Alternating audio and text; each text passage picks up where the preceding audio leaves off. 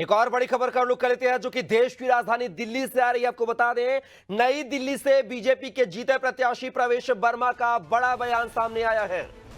उन्होंने कहा है कि मैं प्रधानमंत्री मोदी को धन्यवाद देता हूं, मतदाताओं कार्यकर्ताओं को धन्यवाद देता हूं। हमारी प्राथमिकता महिलाओं को 2500 रुपए, भ्रष्टाचार पर एसआईटी का गठन किया जाएगा, यमुना रिवर फ्रंट का निर्माण किया जाएगा, ऐसा कहना है बीजेपी प्रत्याशी, जीते हुए प्रत्याशी प्रवेश वर्मा का।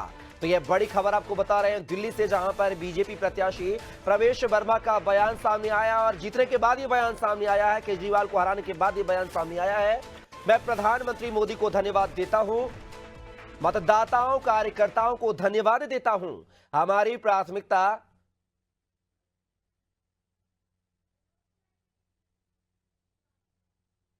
हम ऐसी पार्टी में काम करते हैं जिसमें पार्टी का विधायक दल तय करता है, उसके बाद में पार्टी की लीडरशिप उस पर अपनी मोहर लगाती है।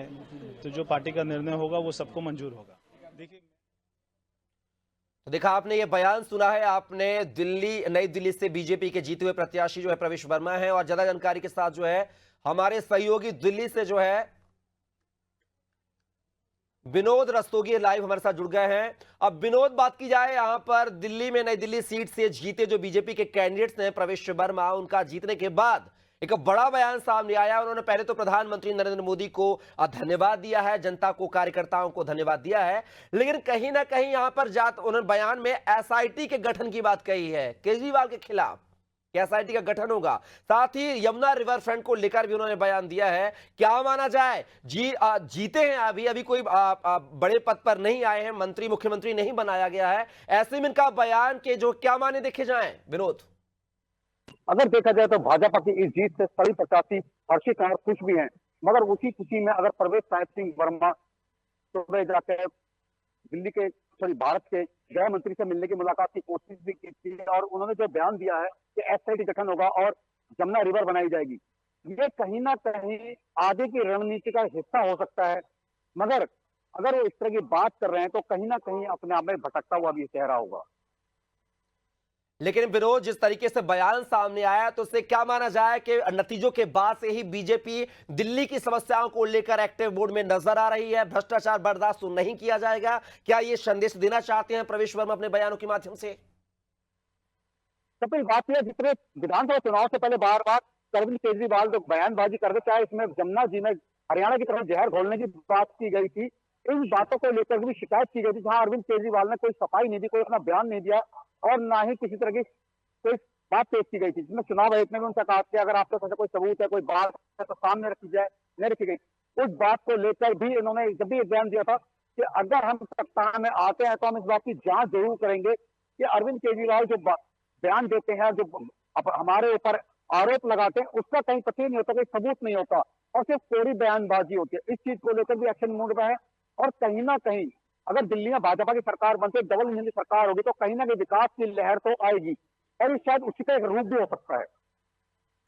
चलिए, तो लगातार जो है बयानबाजियों का दौर शुरू है, बीजेपी जीत चुकी है। चलिए विनोद जी, तमाम जानकारी को साझा करने के लिए बहुत बहुत शुक्रिया आपका। तो दिल्ली में नई दिल्ली सीट से जैसे ही बीजेपी के कैंडिडेट्स प्रवेश वर्मा ने जीत दर्ज की है, उसके बाद जो है लगातार वो एक्शन मोड में नजर आ रहा है। अब उन्होंने बयान दे दिया है कि अब एसआईटी का गठन किया जाएगा, साथ ही यमुना रिवर फ्रंट को लेकर भी यहाँ पर जांच पड़ताल की जाएगी।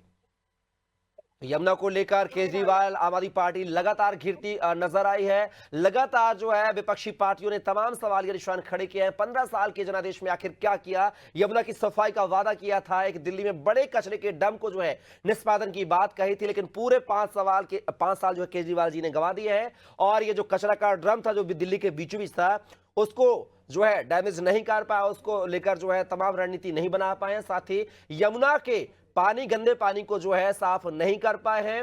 इसीलिए जो है जनता ने कहीं ना कहीं आम आदमी पार्टी को, केजरीवाल को घर बिठा दिया है और बीजेपी को एक बार जो है 27 साल के बाद फिर से बहुमत दिया है।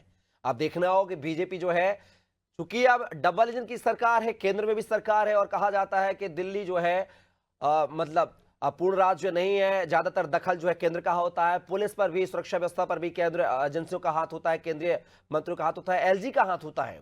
ऐसे में अब जो अब देखना होगा कि ये डबल इंजन की सरकार स्थापित होने के बाद दिल्ली की क्या दिशा और दशा बदलेगी, ये देखना दिलचस्प होगा। हालांकि जनता को बहुत कुछ आस है। केजरीवाल ने तो मुफ्त में कई रेवड़ियां बांटी थी, लेकिन इस बार रेवड़ियों का असर जो है दिल्ली की जनता जनार्दन पर नहीं हुआ है। पानी माफ और बिजली बिल हाफ, ये नारा दिया था, तो जनता ने कहा जब यमुना का गंदा पानी आप दे रहे हैं जो पीने योग्य नहीं है, पैसा हम खर्च ही कर रहे हैं, तो फिर क्यों जनादेश दें।